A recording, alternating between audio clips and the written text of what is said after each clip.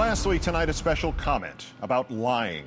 While the leadership in Congress has self-destructed over the revelations of an unmatched and unrelieved march through a cesspool, while the leadership inside the White House has self-destructed over the revelations of a book with a glowing red cover, the President of the United States, unbowed, undeterred, and unconnected to reality, has continued his extraordinary trek through our country, rooting out the enemies of freedom, the Democrats. Yesterday, at a fundraiser for an Arizona congressman, Mr. Bush claimed, quote, 177 of the opposition parties said, you know, we don't think we ought to be listening to the conversations of terrorists. The hell they did. 177 Democrats opposed the president's seizure of yet another part of the Constitution. Not even the White House press office could actually name a single Democrat who had ever said the government shouldn't be listening to the conversation of terrorists. President Bush hears what he wants. Tuesday, at another fundraiser in California, he had said that Democrats take a law enforcement approach to terrorism. That means America will wait until we're attacked again before we respond. Mr. Bush fabricated that, too, and evidently he has begun to fancy himself as a mind reader. If you listen closely to some of the leaders of the Democratic Party, the president said at yet another fundraiser Monday in Nevada, it sounds like they think the best way to protect the American people is wait until we're attacked again. The president does not just hear what he wants, he hears things that only he can hear. It defies belief that this president and his administration could continue to find new, unexplored political gutters into which they can wallow. Yet they do. It is startling enough that such things could be said out loud by any president at any time in this nation's history. Rhetorically, this is about an inch short of Mr. Bush accusing Democratic leaders, Democrats, the majority of Americans who disagree with his policies, of treason. But it is the context that truly makes the head spin. Just 25 days ago, on the 5th anniversary of the 9/11 attacks, this same man spoke to this nation and insisted, quote, we must put aside our differences and work together to meet the test that history has given us. Mr. Bush, this is a test you have already failed.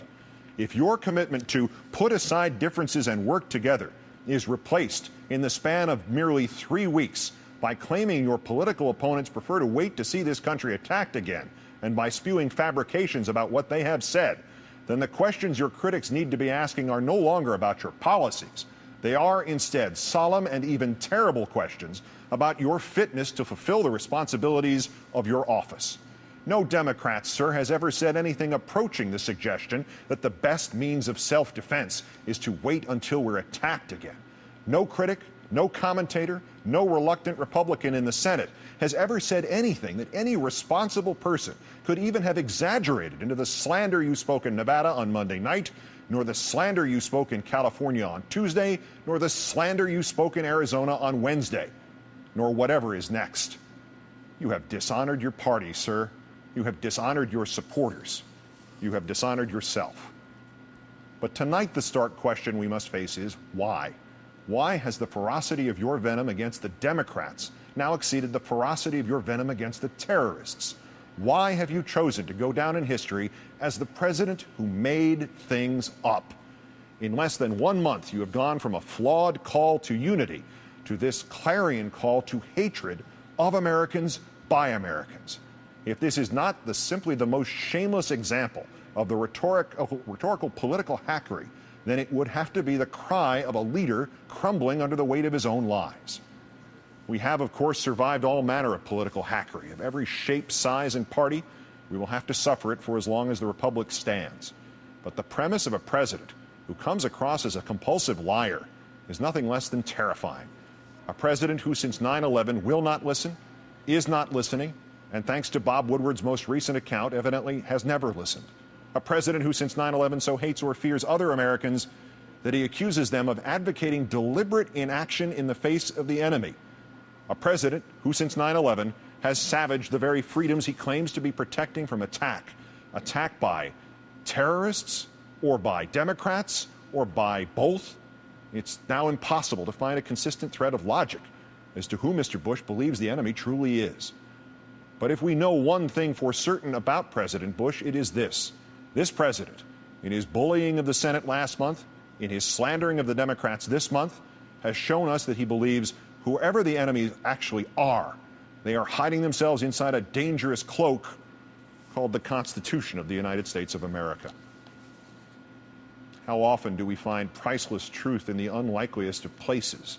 I tonight quote not Jefferson nor Voltaire, but Cigar Aficionado magazine. On September 11th, 2003, the editor of that publication interviewed General Tommy Franks, at that point just retired from his post as Commander-in-Chief of U.S. Central Command, of CENTCOM. And amid his quaint defenses of the then nagging absence of weapons of mass destruction in Iraq and the continuing freedom of Osama bin Laden, General Franks said some of the most profound words of this generation. He spoke of the worst thing that can happen to this country. First, quoting, a massive casualty-producing event somewhere in the Western world. It may be in the United States of America. Then the general continued, the Western world, the free world, loses what it cherishes most, and that is freedom and liberty we've seen for a couple of hundred years in this grand experiment that we call democracy. It was this super-patriotic warrior's fear that we would lose that most cherished liberty because of another attack, one, again quoting General Franks, that causes our population to question our own Constitution and to begin to militarize our country in order to avoid a repeat of another mass casualty-producing event, which in fact then begins to potentially unravel the fabric of our Constitution.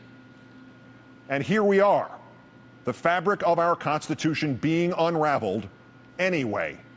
Habeas corpus neutered, the rights of self-defense now as malleable and impermanent as clay, a president stifling all critics by every means available, and when he runs out of those, by simply lying about what they said or felt. And all this even without the dreaded attack. General Franks, like all of us, loves this country and believes not just in its values, but in its continuity. He has been trained to look for threats to that continuity from without.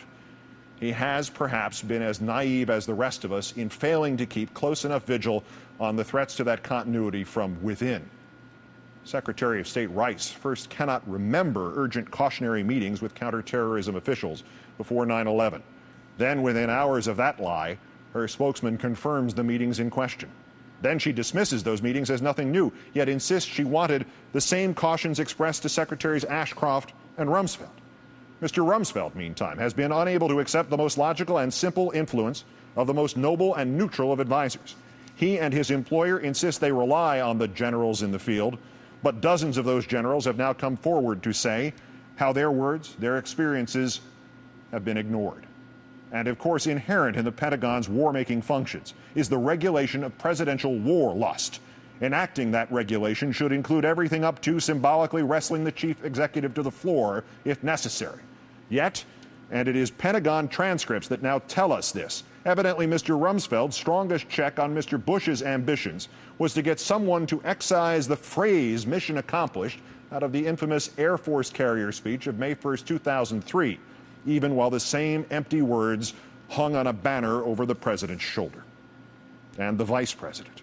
He is a chilling figure, still unable, it seems, to accept the conclusions of his own party's leaders in the Senate, that the foundations of his public positions are made out of sand. There were no weapons of mass destruction in Iraq, but he still says so. There was no link between Saddam Hussein and al-Qaeda, but he still says so. And thus, gripping firmly these figments of his own imagination, Mr. Cheney lives on in defiance and spreads around him and before him darkness, like some contagion of fear. They are never wrong and they never regret. Admirable in a French torch singer, cataclysmic in an American leader. Thus, the sickening attempt to blame the Foley scandal on the negligence of others or the Clinton era, even though the Foley scandal began before the Lewinsky scandal. Thus, last month's enraged attacks on this administration's predecessors about Osama bin Laden, a projection of their own negligence in the immediate months before 9/11. Thus, the terrifying attempt to hamstring the fundament of our freedom, the Constitution, a triumph for al-Qaeda, one the terrorists could not hope to achieve on their own with 100 9/11s. And thus, worst of all, perhaps, these newest lies by President Bush about Democrats choosing to await another attack and not listen to the conversations of terrorists. It is the terror and the guilt within your own heart, Mr. Bush, that you redirect at others who simply wish for you to temper your certainty with counsel. It is the failure and the incompetence within your own memory, Mr. Bush, that leads you to demonize those who might merely quote to you the pleadings of Oliver Cromwell. I beseech you, in the bowels of Christ, think it possible you may be mistaken. It is not the Democrats whose inaction in the face of the enemy you fear, sir. It is your own before 9/11, and you alone know this, perhaps afterwards.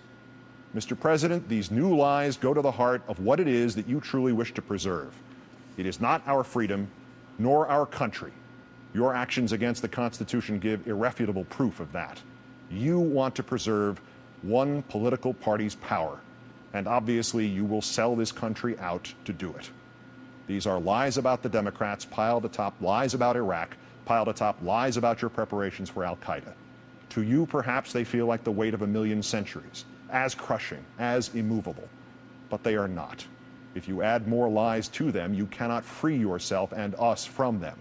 But if you stop fabricating quotes and stop building straw men and stop inspiring those around you to do the same, you may yet liberate yourself and this nation. Please, sir, do not throw this country's principles away because your lies have made it such that you can no longer differentiate between the terrorists and the critics. Good night and good luck.